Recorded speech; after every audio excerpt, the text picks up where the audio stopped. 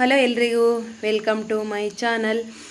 ಎಲ್ಲರೂ ಹೇಗಿದ್ದೀರಾ? ನಾವಂತೂ ತುಂಬ ಚೆನ್ನಾಗಿದ್ದೀವಿ. ಇವತ್ತು ನಾನು ಬೆಳಿಗ್ಗೆನೇ ವ್ಲಾಗ್ ಸ್ಟಾರ್ಟ್ ಮಾಡ್ತಾಯಿದ್ದೀನಿ. ಪ್ಲೀಸ್ ನನ್ನ ಚಾನಲ್ನ ಸಬ್ಸ್ಕ್ರೈಬ್ ಮಾಡ್ಕೊಳ್ಳಿ ಅಂತ ಕೇಳ್ತಾ ಇದ್ದೀನಿ. ಇವತ್ತು ನಾವು ಬೆಳಿಗ್ಗೆ ಎದ್ದಿದ ತಕ್ಷಣ ನಾನು ಮತ್ತು ನನ್ನ ಮಕ್ಕಳು ಡೈಲಿ ಅಷ್ಟೇ ಬಿಸಿನೀರು ಕಾಸ್ಕೊಂಡು ಕುಡಿತೀವಿ. ಡೈಲಿ ಒಂದೊಂದು ಗ್ಲಾಸ್ ಕುಡಿದೆ ಆಮೇಲೆ ನಮ್ಮ ಮುಂದಿನ ಕೆಲಸ. ಇವತ್ತು ನಾನು ಟಿಫನ್ ಏನು ಮಾಡೋಕ್ಕೆ ಹೋಗಲಿಲ್ಲ, ಡೈರೆಕ್ಟ್ ಅಡುಗೆ ಮಾಡ್ಕೊಂಬನ ಅಂತ ಹೇಳಿಬಿಟ್ಟು ಬೆಂಡೆಕಾಯಿ ಸಾಂಬಾರು ಮಾಡೋಣ ಅಂತೇಳಿ ಬೆಂಡೆಕಾಯಿ ಎಲ್ಲ ಚಿಕ್ಕದಾಗಿ ಹಚ್ಕೊಂಡಿದ್ದೀನಿ. ಹಚ್ಬಿಟ್ಟು ಈಗ ಅವನ್ನೆಲ್ಲ ಉರಿತಾ ಇದ್ದೀನಿ. ಸ್ವಲ್ಪ ಅವು ಚೆನ್ನಾಗಿ ಹುರ್ಕೊಂಡ್ರೆ ಬೆಂಡೆಕಾಯಿ ಸಾಂಬಾರು ತುಂಬ ಚೆನ್ನಾಗಿರುತ್ತೆ. ಕರೆಂಟ್ ಬೇರೆ ಇರಲಿಲ್ಲ, ಬೆಳಿಗ್ಗೆನೇ ನಾವು ಎದ್ದೇಳೋಷ್ಟರಲ್ಲೇ ಕರೆಂಟ್ ಹೋಗ್ಬಿಟ್ಟಿದೆ.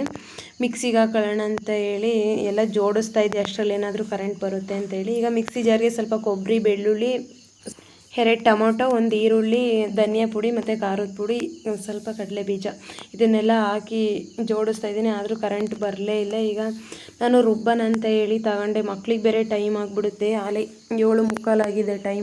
8:45ಗೆ ವ್ಯಾನ್ ಬಂದುಬಿಡುತ್ತೆ, ಟೈಮ್ ಆಗುತ್ತೆ ಅವ್ರಿಗೆ ಸ್ಕೂಲ್ಗೆ ಹೋಗೋಕ್ಕಂತೇಳಿ ರುಬ್ತಾ ಇದ್ದೀನಿ. ತುಂಬ ದಿನ ಆಗಿತ್ತು ನಾನು ಈ ಥರ ಎಲ್ಲ ರುಬ್ಬಿಟ್ಟು, ಇವತ್ತು ರುಬ್ತಾ ಇದ್ದೀನಿ. ತುಂಬ ಚೆನ್ನಾಗಿರುತ್ತೆ ಗುಂಡಲ್ಲಿ ರುಬ್ಬಿದ ಸಾರು, ತುಂಬ ಟೇಸ್ಟಿಯಾಗಿರುತ್ತೆ ಮಿಕ್ಸಿಗೆ ಹಾಕೊಳ್ಳೋದಕ್ಕಿಂತ. ಒಬ್ಬೊಬ್ಬರು ಮನೆಯಲ್ಲಿ ಮಿಕ್ಸಿಗೆ ಹಾಕೋದೇ ಇಲ್ಲ, ಬರೀ ಗುಂಡಲ್ಲೇ ರುಬ್ತಾ ಇರ್ತಾರೆ. ತುಂಬ ಕಡಿಮೆ ಈ ಥರ ಎಲ್ಲ ಮಾಡೋದು. ಆದರೂ ಒಬ್ಬೊಬ್ಬರು ಮಿಕ್ಸಿಗೆ ಹಾಕ್ಕೊಳ್ಳಲ್ಲ, ತುಂಬ ಚೆನ್ನಾಗಿರುತ್ತೆ ಅಂತ ಹೇಳಿ ಗುಂಡಲ್ಲೇ ರುಬ್ತಾ ಇರ್ತಾರೆ. ಗುಂಡಲ್ಲಿ ರುಬ್ಬಿಟ್ಟು ಒಲೆ ಮೇಲೆ ಮಾಡಿದ ಅಡುಗೆನೇ ತುಂಬ ಟೇಸ್ಟಿಯಾಗಿರೋದು. ಈಗ ನಾನು ಇದನ್ನು ರುಬ್ಬಷ್ಟರಲ್ಲಿ ಅರ್ಧ ಗಂಟೆ ಆಗಿಬಿಡ್ತು, ತುಂಬ ಟೈಮ್ ಆಗೋಗ್ಬಿಟ್ಟಿದೆ. ಇವತ್ತು ರುಬ್ಬಿದ್ದೆಲ್ಲ ಆಯ್ತು, ಈಗ ಇಡ್ತಾ ಇದ್ದೀನಿ.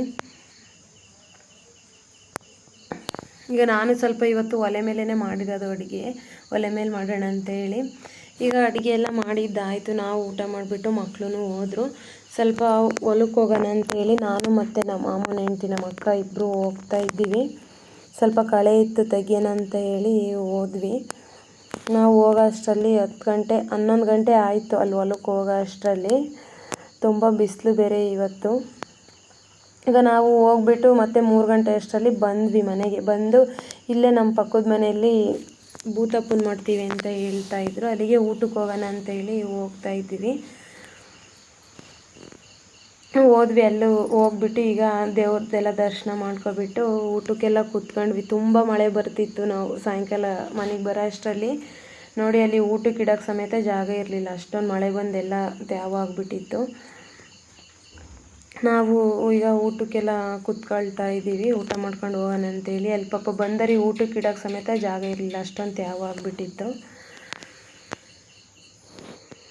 ಒಬ್ಬೊಬ್ಬರು ಅಲ್ಲಿ ನಿಂತ್ಕೊಂಡೇ ಊಟ ಮಾಡಿಬಿಟ್ರು, ಕುತ್ಕೊಂಬಕ್ಕೆ ತ್ಯಾವ ಅಂತ ಹೇಳ್ಬಿಟ್ಟು ಎಷ್ಟೊಂದು ಜನ ನಿಂತ್ಕೊಂಡೇ ಊಟ ಮಾಡ್ತಾಯಿದ್ರು. ಈಗ ಆಮೇಲೆ ಸ್ವಲ್ಪ ಮಳೆ ಬಿಡ್ತು, ಹಂಗೆ ಸ್ವಲ್ಪ ಜನ ಬಂದರು, ಆವಾಗ ಸ್ವಲ್ಪ ಊಟ ಮಾಡ್ತಾ ಇದ್ದಾರೆ. ನಾವು ಊಟ ಎಲ್ಲ ಮಾಡಿಬಿಟ್ಟು ನೆಕ್ಸ್ಟ್ ಮನೆಗೆ ಹೊರಟ್ವಿ. ಈ ಥರ ಇತ್ತು ಫ್ರೆಂಡ್ಸ್ ಇವತ್ತಿನ ವಿಡಿಯೋ ಇಷ್ಟ ಆದರೆ ಪ್ಲೀಸ್ ಒಂದು ಲೈಕ್ ಕೊಟ್ಟು ಸಬ್ಸ್ಕ್ರೈಬ್ ಮಾಡಿ, ಸಪೋರ್ಟ್ ಮಾಡಿ ಅಂತ ಕೇಳ್ತಾ ಇದ್ದೀನಿ. ಸಿಗೋಣ ನಾಳೆ ಒಳ್ಳೆ ವ್ಲಾಗ್ ಮುಖಾಂತರ. ಬಾಯ್ ಬಾಯ್.